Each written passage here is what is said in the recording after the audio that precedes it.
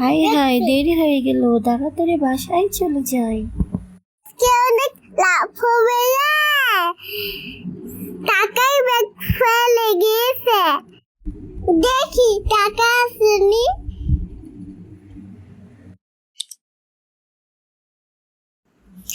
ওরে বাবা, এত টাকা! দেখি তো, কেউ আমাকে দেখতে পাচ্ছেনি। ওরে বাবা, হলুদ জামাই মেয়েটা তো সব দেখে ফেল। আজকে আর লাভ করা যাবে না, থাক, ব্যাগটা ফেরত দিয়ে দেয়। আন্টি, ও আন্টি, এই নেন আপনার ব্যাগ, নিচে পড়ে গিয়েছিল। থ্যাংক ইউ বাবা।